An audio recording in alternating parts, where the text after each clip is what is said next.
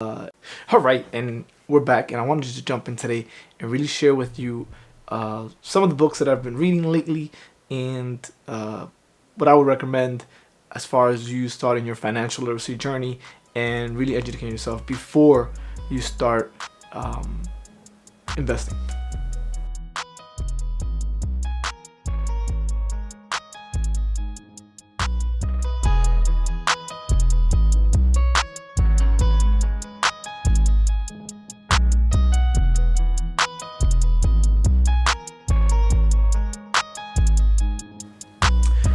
All right, and we're back. And if you're following me here, and we know we're dedicating ourselves a little bit more to investing and hopefully uh, working on our future wealth and generational wealth, right? And learning about things that we didn't weren't really taught in school. Let's be honest. I don't remember anything of the things that I've read and learned in the last 5 years that I ever read, even in my college degree where I studied business administration, accounting, economics, and none of the courses were based on any type of personal finance or retirement planning or insurance and all these things that we need as we move along our journey as adulting and taking care of our families and future wealth, right? And honestly, we as we get older, we realize that yes, you can have a great paying job, great union job, and a lot of people love unions. I was part of a union job.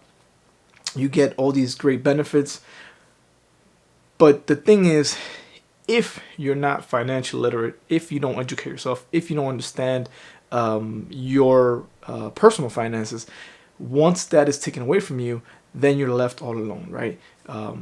And I think personally, you want to prepare before it happens. Don't be like me. A lot of us do our preparing about learning and our research after the fact, right? Even in life, you might get that insurance on some type of artifact of yours after it's been stolen, right? I know many times you might not have the warranty in your phone. For me, in a new phone, and the screen cracks on the first week, true story, and you wish you would have had insurance on it. Right now, it's too late. Now you got to pay full value for the fixing. But a lot of times we are delayed as far as preparing ourselves for life happening, right?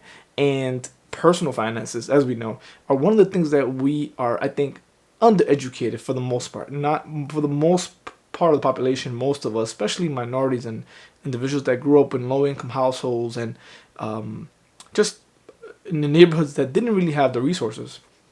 Our public education didn't really help us, right? And our if you came from immigrant parents, especially like myself, they weren't going to help you. They were trying to figure themselves out, and they didn't have the resources to learn. A few set of them did, and a lot of them are entrepreneurs, and they did build their pots. I'm not saying they didn't do good in life, but they are still with the work mentality and thriving mentality, but they don't really have any insurances around them or any type of strategy as far as long term. Theirs is depending on work, on their business, and hoping that it doesn't fail, right? And that's a great strategy as well. But let's be honest. Look at this pandemic, right? We have been, for the most part, job losses, and the ones that have been affected, I think, the hardest have been the minorities, like ourselves, and the communities that I live in.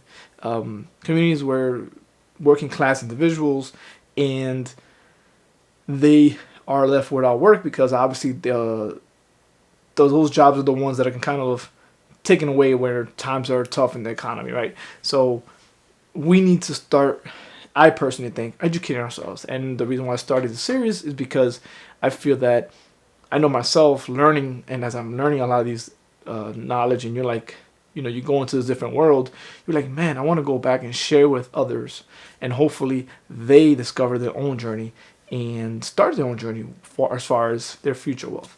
So I really want to break down today here the books that I would recommend if you had to start learning a little bit about your own journey along the way. Number one book that I've read so far, and I said in my last videos, that I would recommend if you haven't read it, you probably heard about it. It's around worldwide. It's called Rich Dad Poor Dad, by the famous Robert Kiyosaki, and obviously, it's a known book. I don't agree with everything he says, but the book itself is more of more of a teachable moment as far as how you view things, how your mindset works, how you use your income for the long term, and how you build yourself eventually off of the rat wheel. He calls it, right, of the rat race, right, where if you stop working or if you take one day or something like, let's say, pandemic, we all lose our jobs.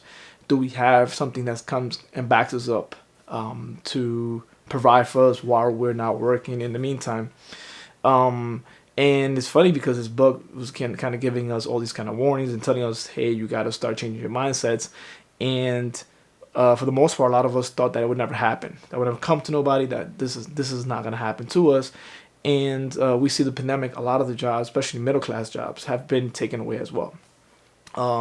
And he also referenced something that I didn't really see it that way. I always thought if you're earning high income or middle class, middle class individuals, you have your house, you have your nice car, you have might even have two cars, and you even have maybe somebody that comes cleans your house. You have lawn care. You're comfortable, right? You might have extra toys. You might have a bike or jet skis or boats, whatever it may be. I figured those people were rich, right? That was like that they made it. And he says you can get to that point and you still be poor. And that was a really, for me, a mindset change, because I was like, I'm achieving, I want to become middle class. I want to eventually be able to access those things that they have access to, but they weren't free. You have to continue being in that rat race, unless, if to continue that lifestyle. Now you can't stop working. You need to continue that salary and that income in order to support your lifestyle. And he calls that middle class. I believe it's like, you're middle class poor. You look good on paper. You look good on your assets, as far as not assets, but the difference between that is, and this is where it's a big eye opener for me for that book. You're gonna read it, but it's just basically giving you a concept of what a liability is and what an asset is. And these are things that we are not taught in school, right? We are just taught to prepare yourself, educate yourself, get yourself a great job, get a pension, retire. But they don't really tell us how our behavior with money, how we interact with money, with our own money, affects us in the future, and for the long run. How maybe you buying too much house at a young age might affect you at a later state, right? And maybe you taking out too much student loans, hence myself, can delay or take away from your future wealth, because now you're putting that your future income owing it to your student loans. So he definitely breaks down, especially for anybody that's young and watching this right now. Pick it up, because it's going to change your mindset on the mindset of what is an asset, what is liability. And if you want a quick breakdown, asset, put money into your pocket. Liabilities, take money out of your pocket. That would be my number one book to read first. Number two, I would have to go with the book I'm just finished reading, and that is Money Master the Game by Tony Robbins. I've been hearing a lot about this book. Again, I have a lot of other personal finance books that I've read, and they all give you the same concept, right? Save, work hard, save for your retirement, and don't spend too much money, right? But this book is kind of more of, I feel like it's a little bit more deeper insights into truly managing your income and your wealth, because simply just putting in autopilot is great as well. You can go and put in autopilot and not really worry about your retirement accounts, not really worry about your investments. Just put the money somewhere and let somebody manage it for you. It's a great strategy. It can lead to gains as well. It doesn't matter, doesn't mean you're gonna gain any wealth, but you might be you might be losing a lot of money. I'm talking about thousands and thousands, hundreds of thousands of dollars, by not being a little bit more educated and finding out what the fees mean when your investments, when you're investing into these products, being aware of the fees and how impactful they are in the long run to your investment. And also the difference of retirement plans, how 401ks are not all what they're hyped up to be. They're great vehicles, don't get me wrong, but not all 401ks are great. That was one takeaway from me as well. And you saw in other videos here, but also that we need to have a strategy for ourselves in the future. Everybody has their own plan, your own risk tolerance, your own goals. Maybe you want to go out there first. You're young and you want to, save up for a home, save up for something that means to you something else than somebody else. So there's no right or wrong plan. The whole point is to get yourself started for the future, for your building your wealth, and understanding the concept of that, learning that money, at the end of the day, money is just a tool. Let's just talk what it is. It's not going to give you any type of happiness. It's not going to give you any type of fulfillment, but it does prepare you and protect you from your future, for your future wealth, so you don't have to continue to do the same cycle, right? And the reason why I recommend these two books first is because for me, for the majority of my life, for the most part growing up, I was only taught one way to deal with my money and to deal with my income, right? I go to work, I make the money, I save up for what I want to buy, I buy that, and I go back to work again to save some more money, to buy my next thing. And money's gone, go back to work, save up for another thing.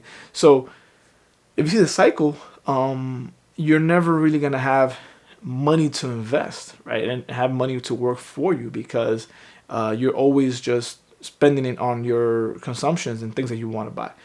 And don't say we don't have to buy anything, but maybe starting the ball early, like if you're young and you use the money instead of buying this, let's say, for example, instead of buying a brand new car, right?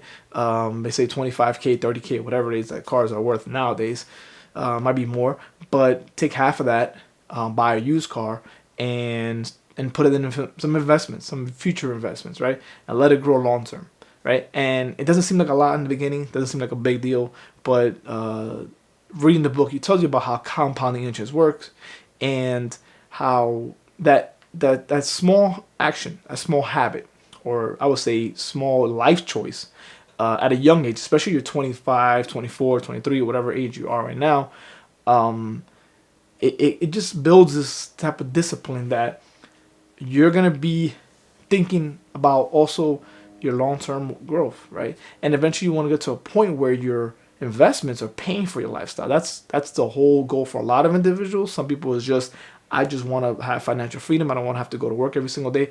That's a goal. There's other goals of, I just want to be a massive billionaire. I just want to have money that I can throw away. That's could be another goal as well. Then obviously you're gonna have to put away more money every single month for your retirement, right? But if you're just trying to have personal finance, and in a way personal finance, but in a way financial freedom, where you don't want to have to go and trade your time for money, he is the plan for that. He says, just put away a certain amount of money, figure it out. He gives the formulas. Like, for example, if you want to kind of figure out what it takes for you to retire early, they can break down the 4% rule, where according to this rule, 4%, if you took out 4% of your total investments, it will not hurt your investments, and you can take out that money to live your life.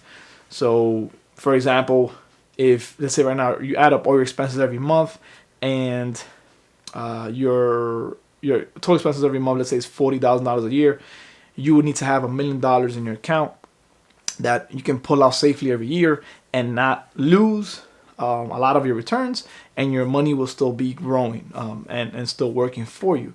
Obviously, it's a little bit different here or there depending on taxes and all those things that we don't know what's going to happen in the future. But that's kind of the given number, which is 4%.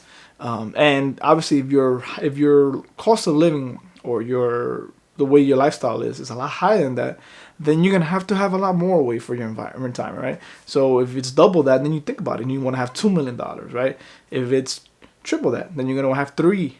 So everybody's different, but sometimes he says when you start calculating your number, it might be less than what you actually think. You might think you might need, I need $5 million to I can finally retire, and maybe you might just need $2 million. So you might not have to work so many years that you're thinking you're gonna have to work until you accumulate this type of money. Because remember, excuse me, you still have your retirement, right? You might have Social Security. You might have, if you have a job with a pension, all these things that you might have on the side. So it's not just solely relying on retirement account, but it's a surplus for yourself that you're gonna be tapping into. So I think still that the fact that these books are out there and we're not accessing and we're not really talking about them in our communities are disservice to each other, to our friends, to our family. So if you're watching this and you want to share and you read it, share it, with friends and family. And maybe not everybody won't want to have a book. They have the audiobook, right? But there's nothing like this, right? Hardcover. I'm still reading it.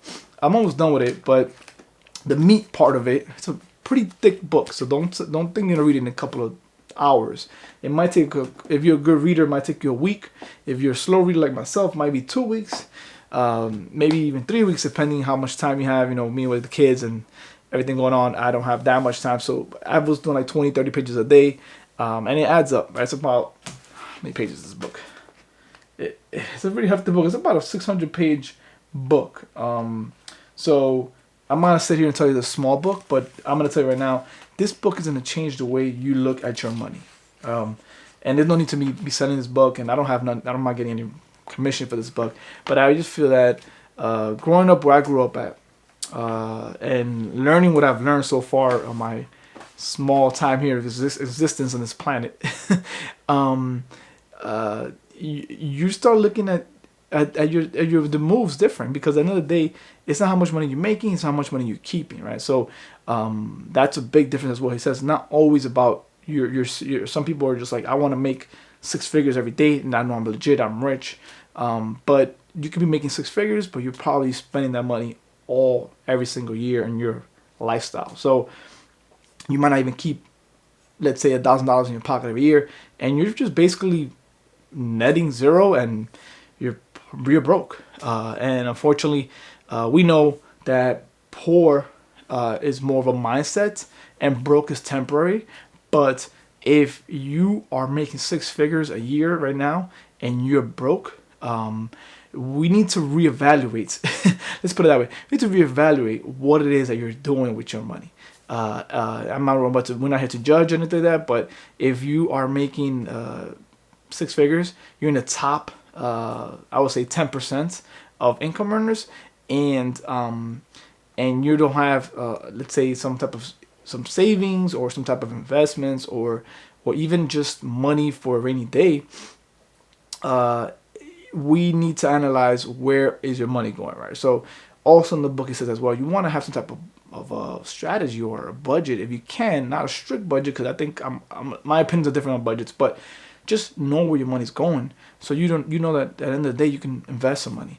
And obviously pay yourself first, we know that, but before you start investing, if you are really like wary and you don't really know, and I'm sounding confusing, pick up those books, do yourself a favor, pick them up, and then make the choice of start putting your money somewhere for the long term.